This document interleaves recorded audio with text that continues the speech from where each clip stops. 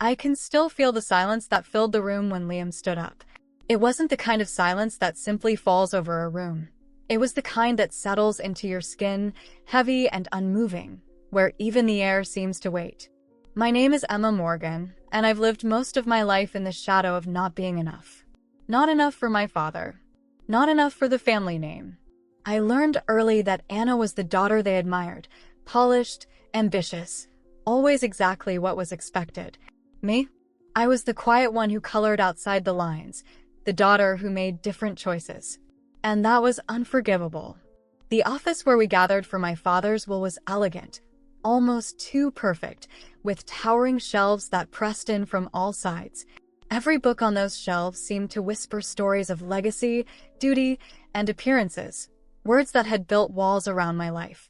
Liam's small hand in mine was the only thing grounding me that day.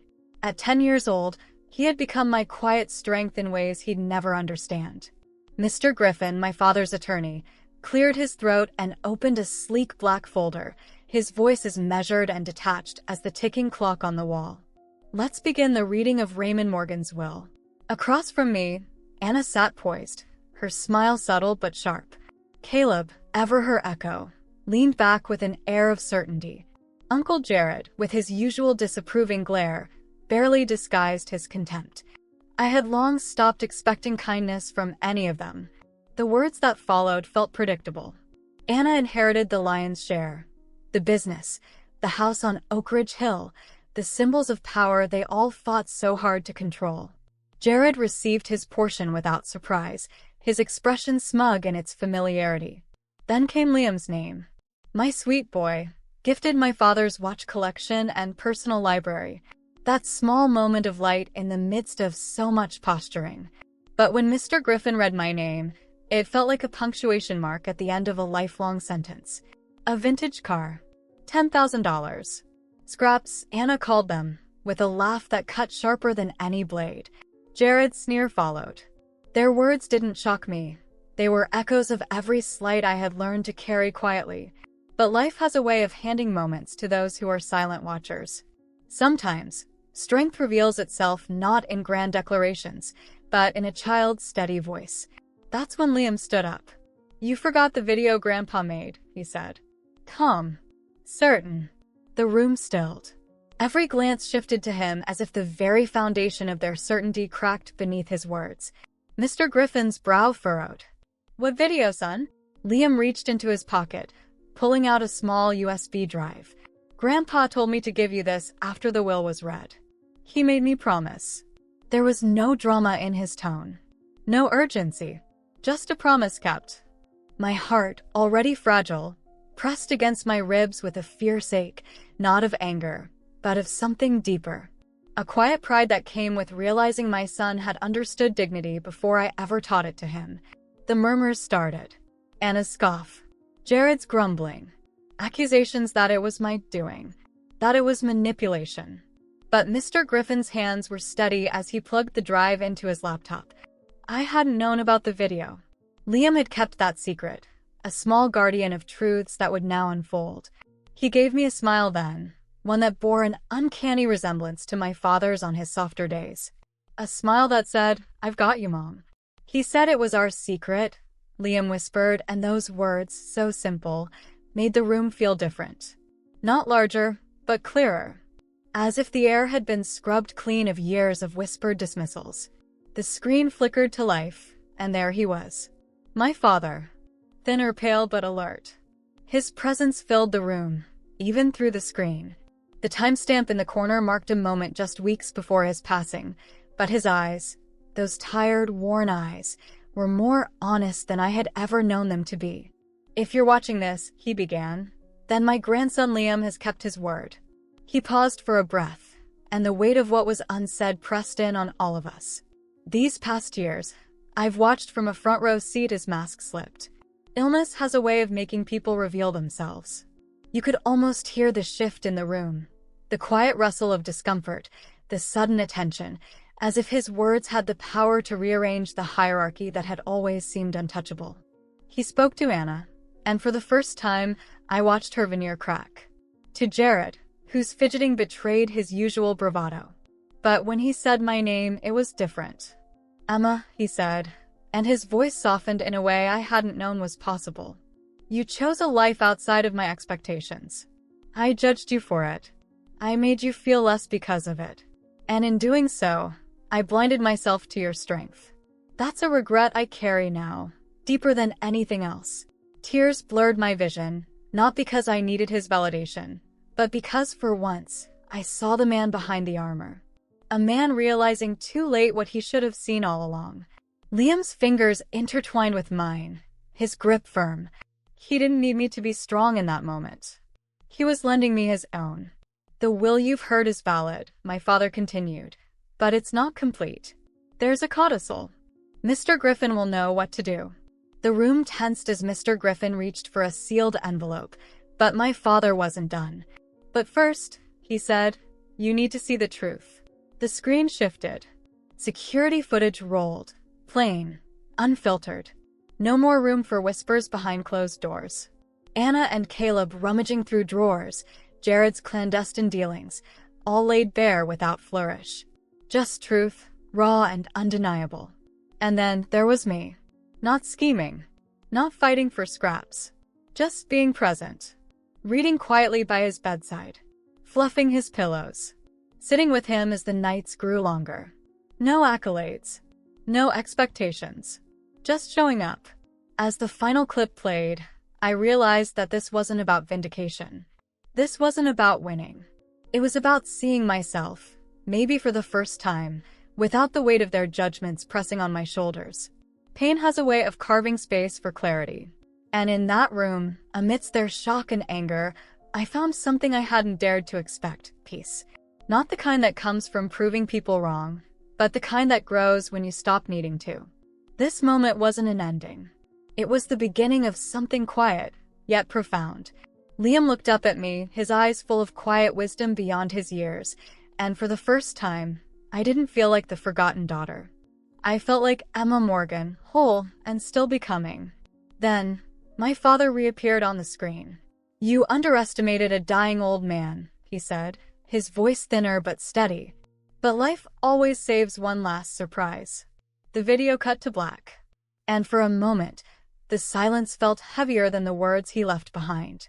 Mr. Griffin stood slowly, his hands adjusting his tie, not out of habit, but to steady his composure. "I will now read the official codicil." Before he could continue, Anna shot up from her chair, sending it crashing to the floor. "This is a setup." He wasn't in his right mind. Her voice echoed, brittle and defensive. "Exactly," Jared barked, his face flushed with indignation. That video was too convenient. Mr. Griffin remained composed. The codicil was signed in the presence of 2 physicians and 2 independent witnesses. Legally, it's unassailable. Anna's eyes darted around the room, searching for someone, anyone, to back her up. But even Caleb couldn't meet her gaze. "I will proceed," Mr. Griffin said, opening a sealed envelope with deliberate care, as if he already knew the weight of what was inside. "I, Raymond Morgan, being of sound mind, declare this codicil an official and binding part of my last will. I amend the distribution as follows." The words felt distant at first, like echoes in a long hallway. 70% ownership of Morgan Builders. Full control handed to me. My heart wasn't racing. It was simply quiet. I wasn't sure if it was shock or a fragile calm that had settled over me. But for the first time in that room, I wasn't shrinking. Anna and Jared's shares? Conditional. Dependent on working under my leadership, bound by loyalty they'd never given before. My father's voice, even from beyond, was no longer harsh or critical, but just and clear. As Mr. Griffin read through the rest, the properties, the vintage car collection, the educational trust for Liam, I found myself glancing down at my son. His eyes sparkled, but not with greed or victory. It was hope. Simple, honest hope. "Grandpa said I could be anything," Liam whispered. "And that you'd believe in me, even when he didn't." That line pierced deeper than any insult Anna or Jared could ever throw, because it wasn't about inheritance or control anymore. It was about the quiet faith that had been passed, in the end, from a man who had spent a lifetime too proud to say it out loud. When Mr. Griffin slid a sealed envelope toward me, marked with my name in my father's handwriting, my hands trembled. But I didn't open it. Not yet. That letter wasn't meant for this audience. It was for the woman I was still figuring out how to become. Predictably, Jared slammed his fist on the table. Anna followed, her accusations sharp and frantic. Yet somehow, their outbursts didn't sting anymore. They sounded desperate. Empty. "This is outrageous," Jared roared. "This video it staged." Anna's voice cracked. Who knows what Emma told him while he was sick? Mr. Griffin remained unmoved. "There's one final part of the video," he said calmly, tapping his laptop. "Prepared exactly for moments like this." The screen flickered back to life. This time, my father wasn't alone. Dr. Monroe, his physician of 3 years, sat beside him. On the other side, Notary Daniels. The gravity in the room shifted as their faces appeared, steady, irrefutable. "This is an additional statement," my father said. "In the presence of my doctor and legal witness, I confirm that I am of sound mind and under no undue influence." Dr. Monroe's calm tone followed. Mr. Raymond Morgan was fully lucid and capable of making legal and financial decisions. Notary Daniels added, "These decisions were made freely, without coercion, and with full understanding of their legal consequences." Then my father's gaze softened. "Anna, Jared, I knew you'd try to fight this. That's why I took precautions. If you pursue a legal challenge, Mr. Griffin is authorized to release documentation of the financial misconduct I uncovered." His tone wasn't vengeful. It was tired, done with the cycles of deception. He paused, then added the words that changed everything. "Emma had no knowledge of this. These are my choices, shaped by what I've seen. My only request is that she leads with more wisdom and fairness than I ever did." The screen went dark. For a long while, nobody spoke. The air felt dense, but not suffocating anymore. More like it was finally being cleared. Liam's small voice broke through, soft but steady. "Grandpa always said the truth comes out, like the sun after a storm." I didn't look at Anna or Jared. Their faces, once sharp with ridicule, now looked unfamiliar to me. I wasn't angry, just ready to let them carry their own bitterness without offering to hold it for them. Mr. Griffin's voice returned, calm and clinical. "Any objections?" No one answered. "In that case, we'll begin the transition. Ms. Emma, I'll meet with you tomorrow to start the leadership handover." I nodded, not out of victory, but because the next step was already in front of me. And I wasn't afraid to take it. As everyone gathered their things, Caleb approached me. His voice was quieter, more human. "Emma, there's something you need to know about what's been happening at the company. Can we talk in private?" That conversation, one I hadn't expected, would be the first of many uncomfortable but necessary ones. The kind where the truth wasn't always clean, but it mattered that someone finally said it out loud. 2 weeks later, I sat behind my father's desk. The nameplate had changed, but the air still carried the scent of his cologne, faint and stubborn. Emma Morgan, CEO. The title didn't feel like a crown or a victory lap. It felt earned and fragile, like something I'd have to rebuild piece by piece. Those first days blurred together. Long meetings, hidden financial skeletons, and quiet alliances I never saw coming. Caleb, of all people, became an unexpected ally. Our conversation had been a tipping point. He confessed to knowing about Anna and Jared's siphoning schemes for years, afraid, but quietly collecting evidence, hoping for a moment that never seemed to come. "I never agreed with what they were doing," he admitted, "but I didn't know how to stop it. Until now." It wasn't a confession for redemption. It was simply a man tired of carrying silence. With his files and my father's quiet investigation, the truth became undeniable. Jared, when cornered with facts he couldn't twist, agreed to step down quietly. His 15% share surrendered, leaving me with 85% control. It wasn't a triumph. It was an overdue correction. Then Anna came to me. "I know I don't deserve it," she said, her eyes red, her voice stripped of its usual sharpness. "But this company means something to me too. Let me prove I've changed." My instinct was to guard myself, to remember every cold remark, every sideways glance. But then Liam's words echoed back. "Mommy, Grandpa asked you to be wiser and fairer than he was." So I said yes. Not out of trust, but out of choice. On my terms. With conditions so clear, they left no room for old games. Because healing isn't about pretending the scars aren't there. It's about making sure they don't dictate what happens next. And this time, I was the one writing the next chapter. That night, with the house wrapped in a soft, forgiving quiet, I finally opened my father's letter. The paper trembled in my hands, not from fear, but from the weight of everything left unsaid between us. His handwriting, once so familiar, now felt like a bridge across time. "My dearest Emma," it began, "by the time you read this, I'll be gone. And I won't have the chance to say what I should have said years ago. I'm proud of the woman you've become. Despite me, not because of me." The words blurred as tears welled up. But I didn't wipe them away. I let them fall, let them cleanse. He wrote of his illness, of how his world slowed down enough to really see me, to see the quiet strength I carried through years of being overlooked. He confessed that, in the end, he realized leadership wasn't about commanding boardrooms, but about holding steady when no one else did. "I'm not leaving you Morgan Builders out of guilt," he wrote. "I'm leaving it to you because you understand what we really built. It's not just brick and steel. It's people. It's community. It's legacy." A knock at the door pulled me back. Liam was home.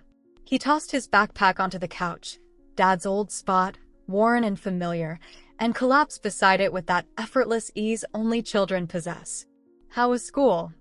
I asked, folding the letter gently. He grinned. "We had to write about our hero. I picked you." I swallowed the lump in my throat. "Not Grandpa." Liam's smile softened, full of a wisdom beyond his years. "Grandpa fixed things at the end.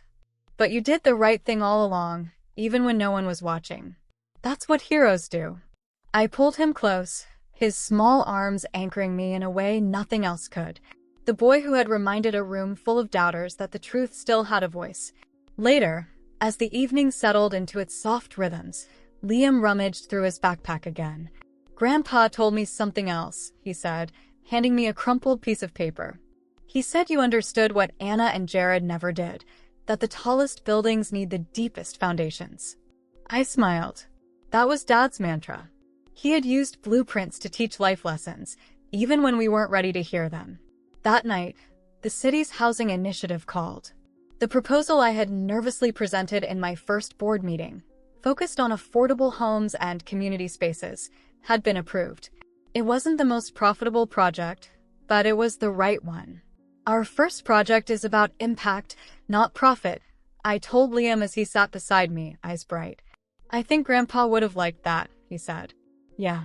"Why?" "Because he said building houses isn't the same as building homes. One is a place. The other is a feeling." His words landed deep.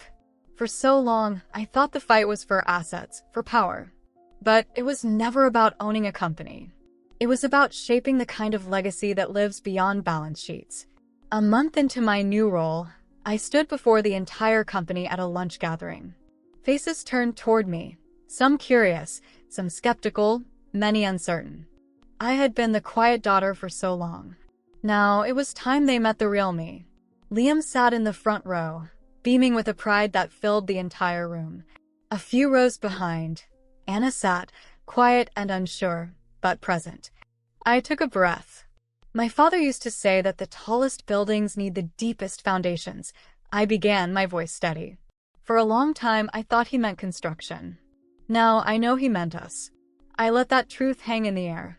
A company, like a family, is only as strong as its values. From now on, Morgan Builders will stand for more than just structures. We're going to build relationships. We're going to build trust. We're going to build homes, not just houses. The applause that followed wasn't thunderous. It was warm, genuine, the kind that grows from shared purpose rather than obligation. And in that moment, I realized something. Justice hadn't arrived with grand gestures or public vindications. It had come quietly, through a boy's small voice, through a letter left behind, through choices made every day to lead with integrity. That night, as I tucked Liam into bed, I asked the question that had lingered in my heart. Why did you wait until that moment to speak up? Weren't you scared no one would believe you? Liam looked up at me, his gaze calm certain. Grandpa said the truth is like a seed. You have to plant it at the right time and in the right place if you want it to grow strong. He said he trusted me to know when. And when I saw how they were treating you, I just knew. I held him close, feeling the full weight and the quiet grace of 3 generations intertwined. My father, Liam, me. A truth once buried had found its light, not through battles, but through belief. It was enough to build a future on. Thank you, my little hero, I whispered as I switched off the light. Just as his eyes fluttered shut, his voice came, soft and sleepy. Mommy, Grandpa said you were his hero too. He just didn't know how to say it. And with those words, something inside me finally settled. The struggle, the doubt, the ache of unspoken things. It all quieted. After all these years, peace had found its way home. And this time it was here to stay. Have you ever been through something like this? I'd love to hear your thoughts. Drop a comment below. Thanks so much for watching Rise with Sherry. If you enjoyed this story, please like and subscribe for more.